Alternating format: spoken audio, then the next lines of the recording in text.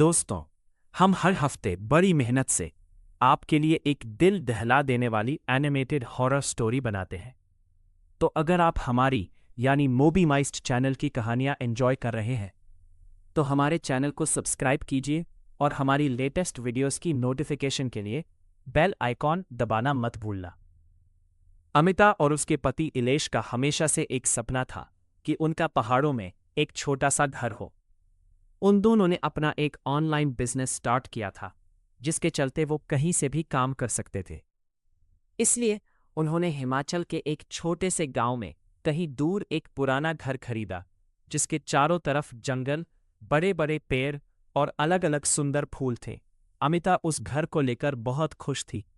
पीले रंग का वो बड़ा सा घर सूरज की किरणों में बहुत खूबसूरत लग रहा था। पर जैसे ही अमिता ने घर का दरवाज़ा खोला, उसे घर के अंदर से एक अजीब सी बदबू आई। घर काफी सालों से बंद था और गंदा था। शायद इसलिए वो बदबू आ रही थी। वो दोनों जब घर के अंदर गए तो दिन के उजाले में भी अंदर गुप्त अंधेरा था। उन्होंने कैंडल्स जलाई, इलेक्ट्रिसिटी ऑन की, घर साफ किया और फिर अपना सामान सेट किया। उसी रात जब अमिता ने खाना बनाने के लिए सब्जियां काटनी शुरू की, तो ताजी दिखने वाली सब्जियां अंदर से पूरी तरह सड़ी हुई थी, बल्कि सब्जी के अंदर से काले कीड़े निकल रहे थे। थकान की वजह से उन्होंने उस रात खाना ही नहीं बनाया, सिर्फ ब्रेड बटर खाया और सोने चले गए। रात के करीब 4-3:30 जब अमिता की नींद खुली तो इलेश बेड पर नहीं था। अमिता ने परेशान होकर बाहर जाकर देखा तो इलेश बगीचे में फावड़े से एक गहरा गड्ढा खोद रहा था और उसके चेहरे पर एक अजीब सी मुस्कुराहट थी। अमिता ने उसे पुकारा तो इलेश जैसे होश में आया। उसे याद ही नहीं था कि वो बाहर बगीचे में कब और कैसे पहुंचा। अमिता को लगा कि शायद इलेश ने कोई सपना देख लिया होगा और वो उसी सपने के अंदर नींद में चलने लगा होगा। रात के करीब 4-3:30 जब अमिता की नींद खुली तो इलेश बेड पर नहीं था। अमिता और इलेश अपने नए घर में काफी खुश थे। पर अगली रात सब कुछ बदल गया। अमिता की नींद एक तेज शोर से खुली।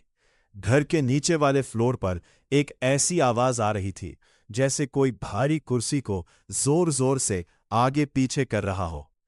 अमिता डरते हुए धीरे धीरे नीचे गई तो वो आवाज सीढ़ियों के नीचे से आ रही। वहां उसे एक छुपा हुआ दरवाजा मिला जो बेसमेंट के एक कमरे में जा रहा था। अमिता जब उस अंधेर कमरे में गई तो उसने देखा कि वहां सड़ी हुई जड़ी बूटियां रखी है और एक रॉकिंग चेयर पर इलेश बैठा एक काली बोतल को घूर रहा है। दीवार पर लटकी लालटेन की हल्की रोशनी में अमिता ने देखा कि नीलेश के ठीक पीछे एक धुंधली काली परछाई खड़ी है और उसके लंबे बाल और खोखली सफेद आंखें हैं। अमिता ने जैसे ही कांपती आवाज में इलेश को पुकारा, वो चेयर हिलना रुक गई। इलेश का सर एक भयानक आवाज के साथ खड़ा, उसकी आंखों की पुतलियां गायब थीं और वो गुस्से से अमिता को देखने लगा। तभी इलेश के पीछे खड़ी वो भयानक काली परछाई एकदम से अमिता के सामने आ गई। वो परछाई एक बहुत ही भयानक औरत की थी। उस औरत ने अमिता का गला जोर से दबोच हंसी लिया, जिससे अमिता का दम घुटने लगा और वो बेहोश हो गई। उस बेहोशी में अमिता को एक अजीब सा सपना आया। उसने सपने में देखा कि वो रात के भयानक अंधेरे में बगीचे की उसी जगह पर खड़ी है जहां इलेश खुदाई कर रहा था और वो खुद अपने हाथों से पागलों की तरह जमीन खोदती जा रही है। सपने में उसके नाखून टूट रहे थे और उंगलियों से खून बह रहा था। पर अगली सुबह जब अमिता की आंख खुली तो वो अपने बिस्तर पर थी। उसे लगा कि जो कुछ भी उसने महसूस किया वो सब सिर्फ एक बुरा सपना था। पर जैसे ही उसने अपने हाथ देखे, उसकी चीख निकल गई। उसके हाथ सच में मिट्टी और सूखे हुए लाल खून से सने हुए थे। बाहर लेश उस गड्ढे को भर रहा था और जमीन पर गिरकर जोर जोर से रो रहा था। पर अमिता के पुकारने पर वो एकदम से चुप हो गया, जैसे कुछ देर पहले कुछ हुआ ही ना हो। अमिता इलेश से कुछ कह पाती, उससे पहले ही उसे जोरों की ठंड लगने लगी और उसका सर भारी होने लगा। उसे उल्टी आने लगी तो वो घर के अंदर भागी। लेकिन जैसे ही वो घर के अंदर घुसी, घर में सड़ते हुए मांस और जलती हुई जड़ी बूटियों की बदबू फैली हुई थी। घर के सारे दरवाजे और खिड़कियां अपने आप झटके से बंद हो गए और घर के मेन डोर पर ताला लगने जैसी आवाज आई।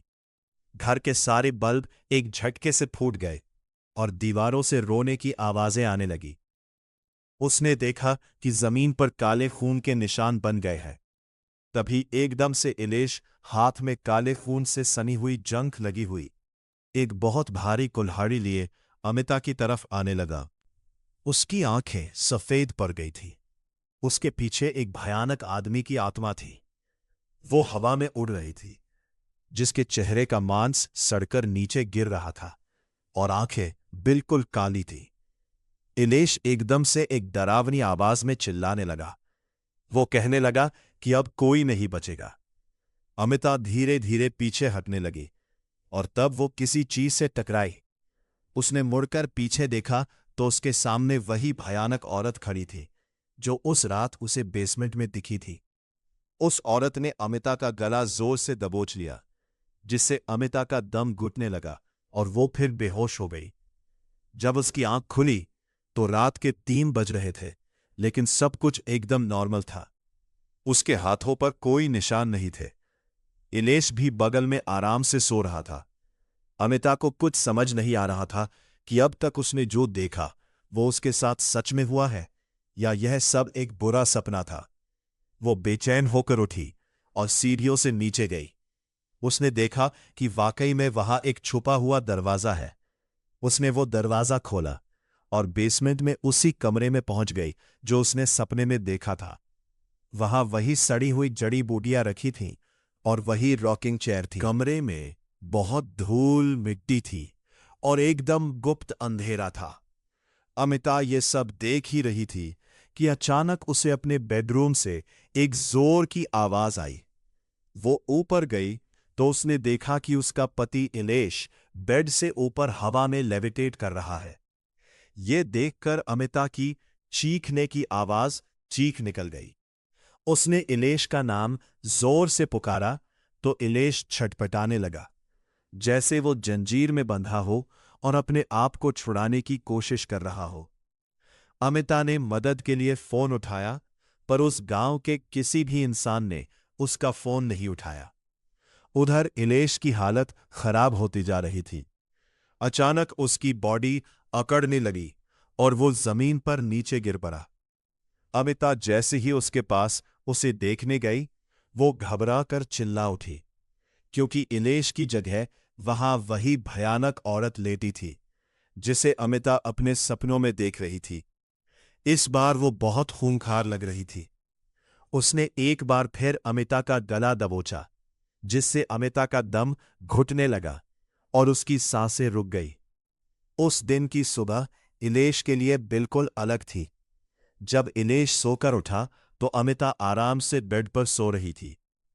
कुछ घंटे गुजरे, लेकिन अमिता अभी तक नहीं उठी थी। वो बस सोए जा रही थी। अभिलेश ने अमिता के चेहरे पर पानी डाला, लेकिन वो फिर भी नहीं उठी।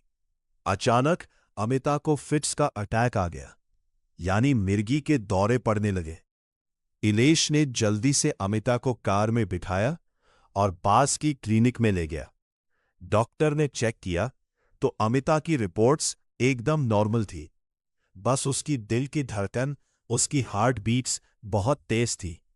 लेकिन अमिता अब भी आंखें खोल ही नहीं रही थी, ना कुछ बोल रही थी।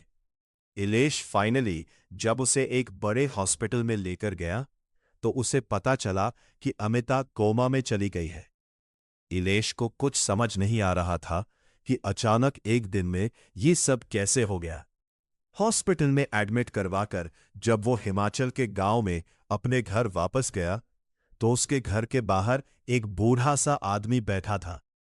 उसने इलेश को एक ऐसा राज बताया जिसे सुनकर इलेश के होश उड़ गए। उसने कहा कि ये घर शापित है और यहां एक ऐसी पिशाचिनी रहती है जो लोगों को उन्हीं के सपनों में फंसाकर उनकी जिंदगी चुरा लेती है।